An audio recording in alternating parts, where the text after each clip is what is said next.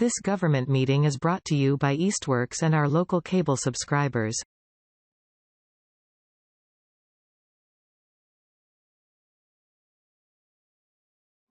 Okay, the meeting will come to order. It's 5:15 on Wednesday, August 16th. The mayor's not here. We have no mayor communication. Oh, do we have any minutes? I don't have it on the agenda.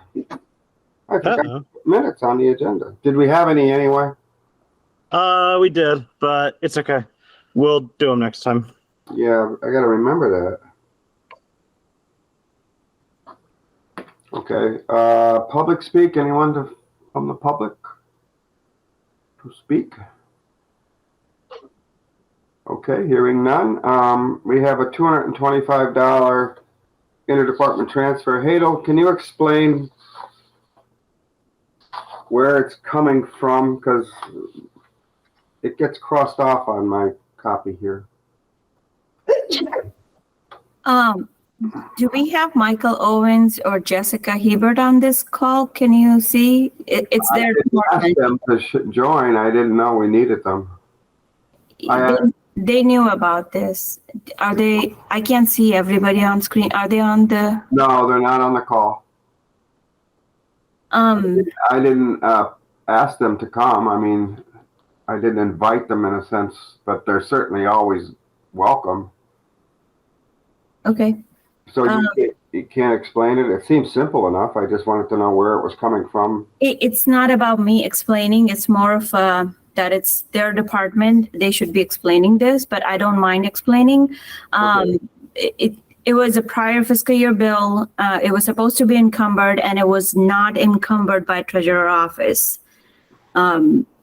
And they're asking to pay out of this year's budget. It's a normal process where you have to get the vote to use this year's fiscal year 2024 budget for a bill paid for fiscal year 2023. It's called an old bill. We've done that. It is an old bill. It's a prior fiscal year bill. Okay. It's $225, so it sounds like a minor oversight considering our budget. I don't have any questions. Obviously, Tom, did you set a public hearing at the last meeting for this? I did. Okay. So does anybody have any questions? Old bill, $225? Connie or Tom? I do not. No? I'll take a motion to approve an interdepartment transfer of $225 from city payroll processing to pay for city payroll processing for an old bill. So moved. Second. We have a motion and a second. Any further discussion? Councilor Denham? Aye. Councilor Peak? Aye. Councilor Riss says aye. I will make sure that Jessica and I don't think there'll be any questions. It's an old bill, Hadel. I don't think there's an issue. So, okay. Corinne, how are you? Your mic is very muted. Good. I'm in City Hall, and can you hear me? Yes, I hear you very well now. You put your mic near your face. That works. This is an unusual thing. I don't know if I remember doing this before. Normally, you put an appropriation through, and it comes to the city council, then it comes to us in finance. Yeah, it was my mistake on the procedures and the order. I just assumed that it comes to you first. So I talked to the mayor and I explained that I just didn't do it in the right order, and she understood. And I just wanted to share with you the proposal, so when the time comes, we all know what this is all about. All right, I'm gonna first let me ask you, the mayor is going to put appropriation in for the next council meeting? She doesn't know exactly when or how she's going to fund it, but she absolutely supports this. Actually, she requested this security system 2 years ago. So Okay. she knows it's coming and it's on the come. We always knew it was an expensive project, but we also know that the cameras that we have now in place, half of them are not working, and actually they are not legal because this is a company they were made in China, and apparently there is some software inside the cameras that allows for some Chinese espionage. So the Are hits you on kidding me? no. So Holy cow. say they are watching us. So we knew we needed to replace them, and the mayor actually asked concretely to use the same system that we're using in the new school, to have the same system across our all of our offices, and to make it easier for the police, actually, who is the ones that need to record and look at those feeds constantly. So that's what we did. We asked for a proposal. The first proposal came over $100,000 for the city and $100,000 for safety. And we said, absolutely not, that is too much. And we went back a few times, and Chief Alberti and his team has been helping us. And we combined both city and safety into one system, that is the recording unit, where all the cameras are going to be recording to, that is going to be housed in safety and is going to give access to the officers in safety and dispatch. So that way we're saving money. We only have one recording and cameras that are going to be powerful enough to supervise what needs to be supervised. And I can share with you a little bit. I don't know if you have it or not. We have the drawings of how the cameras are going to be. I do, and I made you a co-host if you want to bring them up. Okay, excellent. But let me, you gave us a shocking statement. We have cameras in place now that need to be replaced. Yes. So we're really just replacing old equipment that may be hackable by the Chinese. Yes. Wow. Okay. So we're replacing older equipment whenever we get to do this. Is that equipment still online now, even though they're hackable? Yeah, and most of it is not working. Yes, that's what we have now in place. Okay. Which is unfortunate, because when anybody comes to attack our mayor or our councilors, we don't have good records. Or something happens in the parking lot and a car gets broken into, we can't see it. So we really need to do this as soon as possible. Not sure how I feel, honestly, about us discussing this and that, like all of these security breaches, just like talking about this in a public hearing. But yeah, let's see the proposal. So this is what the amount of cameras that are going to be placed in the safety building, and the switches, these PoE switches that are going to power those cameras. These are the cameras in City Hall. Can I ask a question? These are replacing cameras in City Hall. Yes, we're replacing the entire system with cameras that are smart. But there's already cameras there. We're replacing them. Exactly. All right. Yeah, and also we're repositioning them, because these new cameras have more capacity to look around instead of the cameras that we have now. So some of them may not be needed. So some of them are not going to be replaced at all. And these are in the hallways, not in anybody's office. Exactly. And outside in the entrances, the garage, the parking. So here it is. And we're working with Valley Communications that are part of the state contract. Oh, okay. So that state contract ITC 71.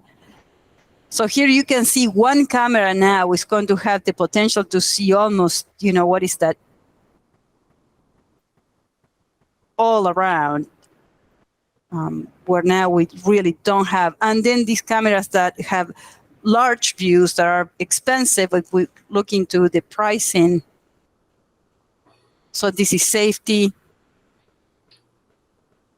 The first floor.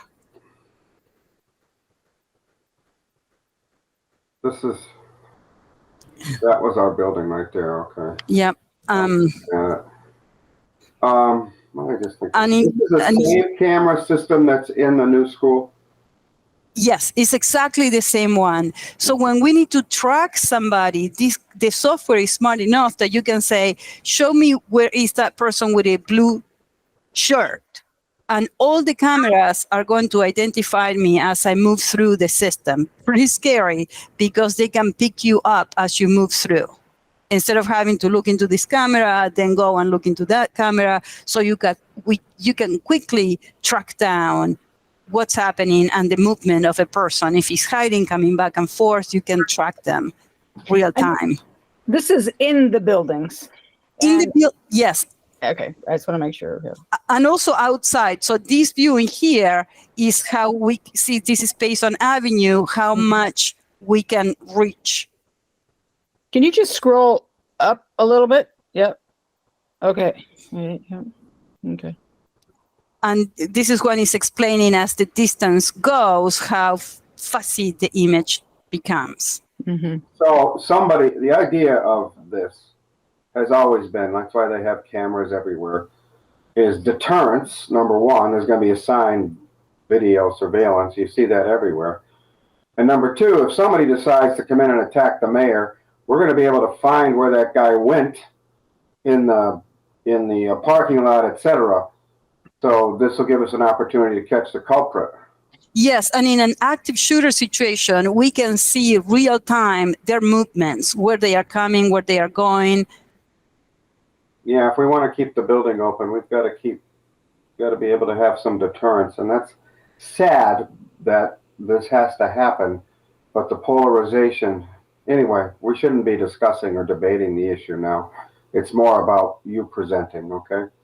Yes, so this is top notch. This is the best system we can purchase, as it should be. But the interesting part is going to be the prices. Some of these cameras are almost $1,800 for one camera. So, well, the bottom line was what, 100 and something, I think? Yes, the bottom line. Sorry, I'm probably going to make you all sick.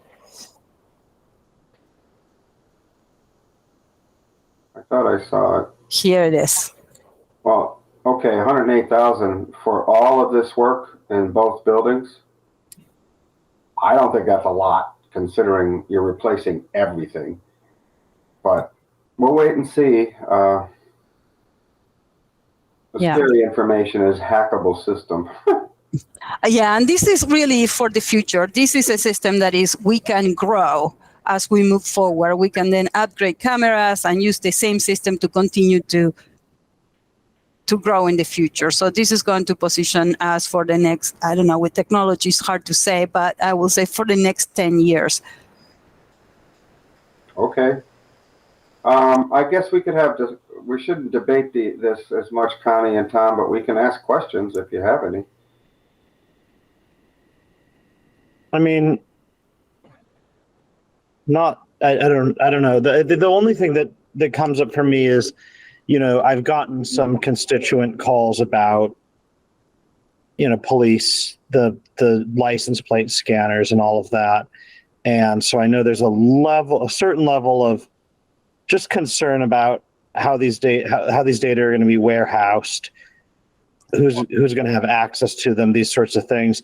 And so just when I see a camera that's going to be pointing directly down Cottage Street and that could potentially capture any car to traverse Route 141 through Easthampton, there is just a little part of me that wonders, like, I think for the folks that have reached out to me with concerns about that stuff, they would probably have similar concerns here about just how are these data used, what are the circumstances in which we can pull these data, these sorts of questions. Well, I think it's very important that Chief Alberti be involved in the next time we discuss this. I invited him. Again, this isn't even on our agenda, city council-wise. No, but you're right. These are very important conversations. This is a closed circuit system, and you can see the price ticket here of the recorder is $20,000 because all of the video is going to be recorded and kept in-house. And because we're going to offline, right? It's offline, and what do they call that when you're not wired in? Right. We have our internal network that nobody can access except the ports that we allow to connect.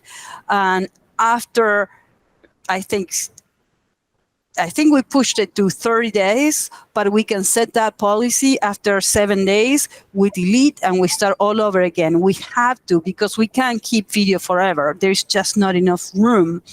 And it would be too expensive. So that is a good conversation to set the policy. How long do we want to keep the video? I don't know what is reasonable. That's probably a conversation for Chief Alberti.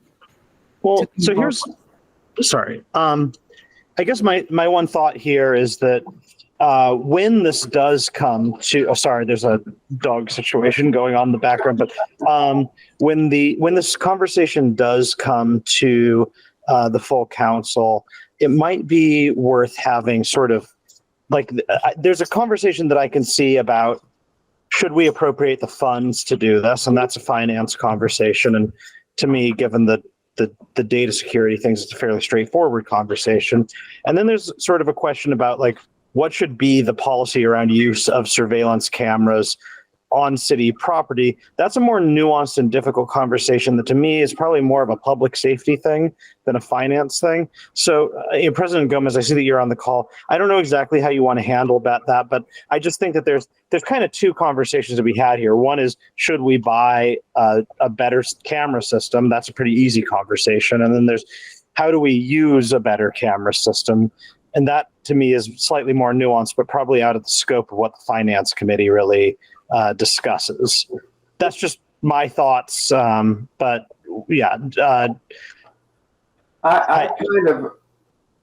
would only disagree a little bit, Tom, because we're required by the charter to send anything to the committee, and how this is used affects whether we're going to buy it.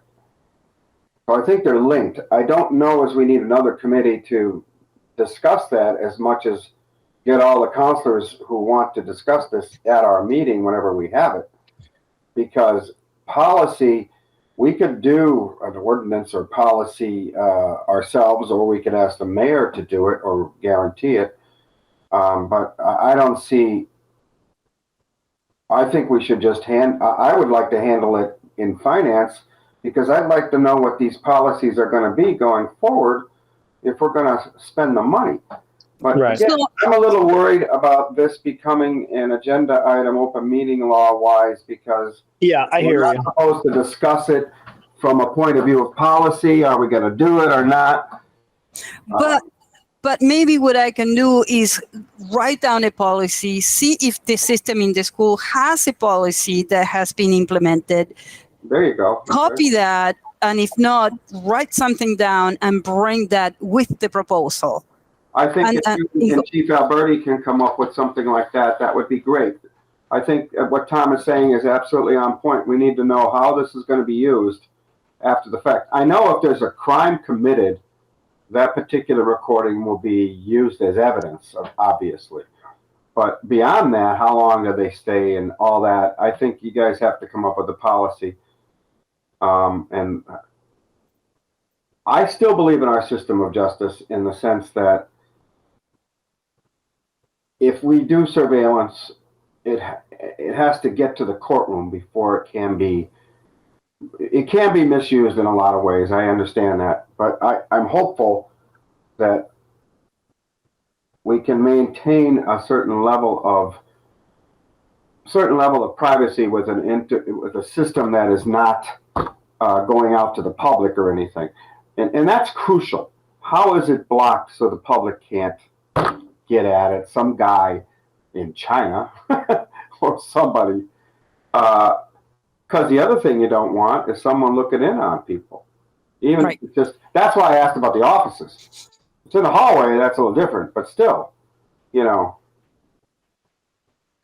Very good. So I'll work on that. I'm so glad I brought it into this committee, and I'll work on that piece. It should be, I think you're right, it should be part of the proposal. What policies are we going to put in place? Connie wanted to ask a question. Yeah, it's not really a question, so it's just expressing a concern. I think similarly to Councillor Peak, I think surveillance is a really touchy subject, And I think I would like to see what are different price points of, can we view the building, or is there a camera that can show the building without going all the way down Cottage Street, right? I think once we begin to set up systems that, okay, well, we're not going all the way down Cottage Street, we're only going down this far, then at some point that opens up the door to say, okay, well, now we're going to cover the rest of Cottage Street with this particular camera. And I think that we need to be very clear about the limited scope of what we are offering. And so I would just be interested in other costs in terms of being able to protect the privacy of the people who are around the building. I know this is about security and watching people if they leave, or an active shooter, etc. But I also think we just have to think about those various points to protect the privacy of people who are traveling around the roads of the building. And so I just want to name that. Yeah. Maybe you could find out, Corinne, to help Connie on this, what kind of cameras could be substituted for one that goes all the way down Cottage Street. Maybe a camera doesn't have that kind of range. Well, what is necessary? And that's where you and the chief can debate with us, is there a need for this or not, given the concerns that are brought up by Councilor Denham. Again, this is premature, but that is something, I'm glad we're having this discussion, because now you know some of the concerns we may have coming forward. Yes, very good. So just to be completely transparent, more than once I had been asked by residents to pick up video because they know we have cameras and there was something that happened in Cottage Street and they are expecting us to be able to see it. And we can't because we just don't have the capacity or the cameras that have the potential to read anything, even here in our parking lot. So maybe what we want to look at is policy. If we have the opportunity to buy it and to really look at, survey with the idea of protecting ourselves and with clear policies on how this video will be used and not used, maybe a good alternative. Or we can say, this camera in the corner, we don't need to go that far. I have to say my position on surveillance is it's a necessary evil. I don't like Big Brother. I don't like it in the bank. I don't like the fact that I had to put a Ring doorbell on because we had a situation requiring us to keep an eye on things. That's evil, but it's necessary. Everybody's got Ring doorbells. I could probably go down my street and follow somebody by getting a hold of everybody's camera.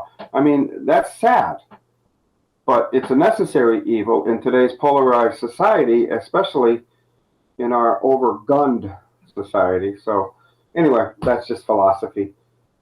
Necessary evil is what I look at it as. Very good. So I'll have a better conversation with Chief Alberti. We'll put the policies in place and then maybe look at the different cameras and the capacity to extend or not extend our vision a little bit more into the streets. That's great. And when you do get this before us, and I would hope the mayor can do this sooner rather than later, only because I don't like the fact that we're still using some cameras that China can look at, but I know there's been incidents in our building, not just, I know there was one with the mayor, we had to escort her out of the building. That's scary to me.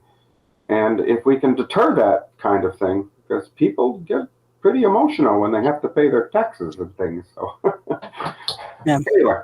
All right. Thank you very much. All right. We'll look for that appropriation. Can you stop? You're sharing right now. So, all right. Well, we have 20 minutes till our rules meeting. I don't know if there's anything else we want to talk about. I don't have anything. So I'll take a motion to adjourn. So moved. Second. Thank you, Connie. All in favor? Aye. Aye. And Connie, aye. Okay, thank you very much. I'll be right back on with the rules meeting in about 10 minutes, okay? Okay. Sounds good. Good night. Good night. This government meeting is brought to you by Eastworks and our local cable subscribers.